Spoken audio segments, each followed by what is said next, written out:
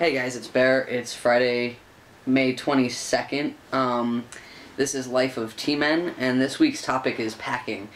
I thought about this topic all week and thought about what I wanted to talk about and whether or not I wanted to show my packers, and I decided that I did want to go ahead and show it because a lot of people have a lot of questions about them, and I figured it's just kind of fair and educational for the trans male community to go ahead and show them. So, content warning, I am going to show both of my packers, which is pretty much equivalent to showing you, my penises. So, if you don't want to see that, this isn't the video to watch. If you're a friend of mine and you don't want to see what I'm sporting in my underwear on a daily basis, then don't watch this video. So, that being said, moving on. Packing is, what you do to get the sensation of a bulge in your pants, and the look of a bulge in your pants.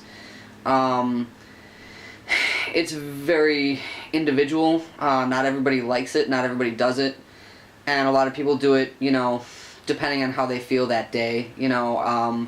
I think it's based a lot around dysphoria. If you're having a really dysphoric day, where you really just don't feel very manly, particularly how I feel about it, that's when I used to pack, was when I was just having a really crappy dysphoria day.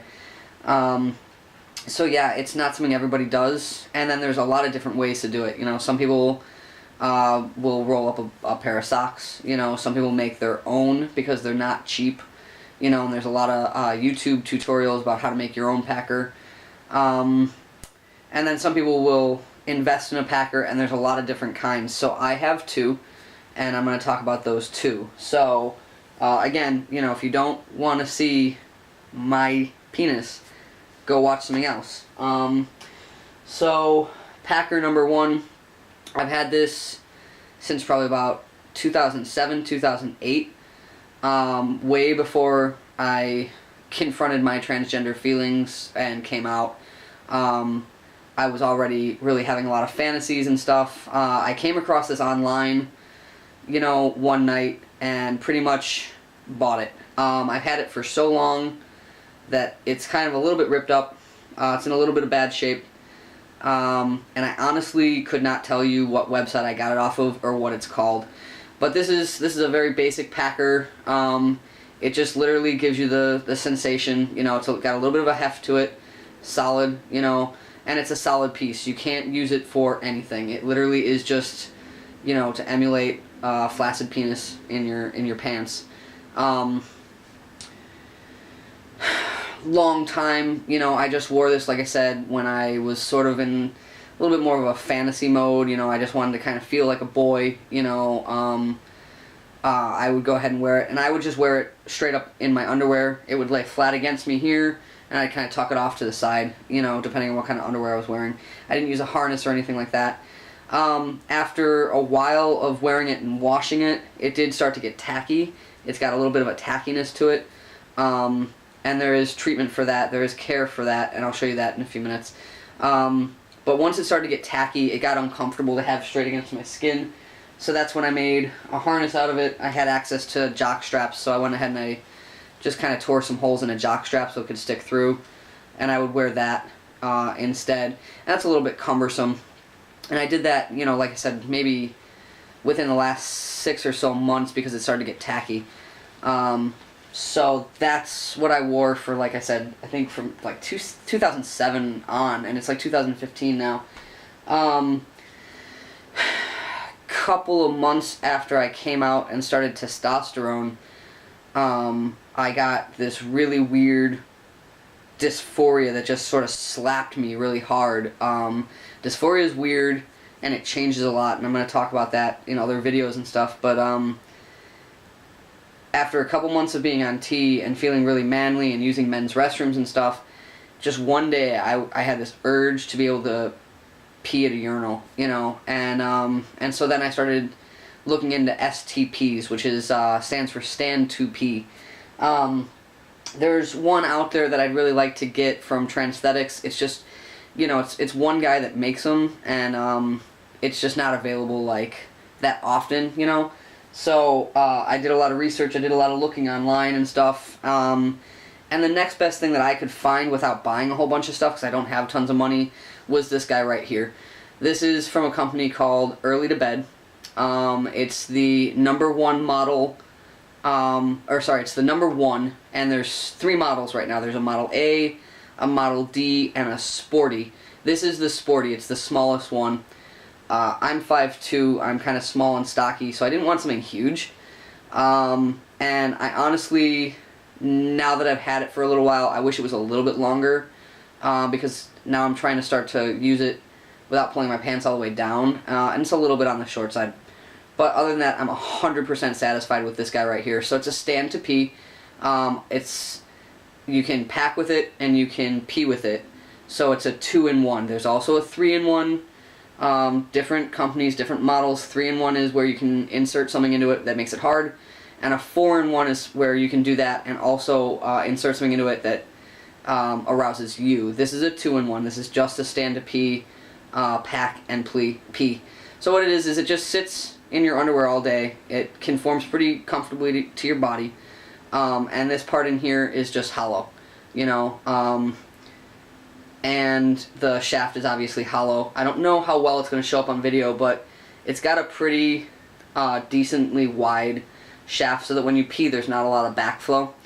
And basically using these things is just a matter of like learning what angle it has to be sitting against your body in order for it to not get any backflow. If this is pulled too far forward, you'll pee kind of and hit here and it'll backflow. So you have to just kind of practice with it and learn. This one it doesn't come with it. It has a harness right here, and you know, the little penis goes through the top hole, little ball sack goes through the bottom hole. And what I like about the harness is that this doesn't go around your waist, it just goes right around your legs. And so it's really, really comfortable, unlike the jock strap, which obviously if anybody's worn a jock strap, they're not comfortable. Harness was $25. The device was $80. So altogether, first purchase was like $105 plus tax. After I wore it for about a week, I decided I really liked it. So I went back and I bought another harness. And what I do is I just wash them by hand. Every night I wash the device and I wash the harness by hand and I hang it to dry. And I just turn the device over and let it dry. Care for your packer is, you know, any of these devices, they'll get a little tacky and they stick to you a little bit. So whichever way you're dressing it in your briefs or whatever, it's going to stick to your skin. It's going to stick to any hair you have.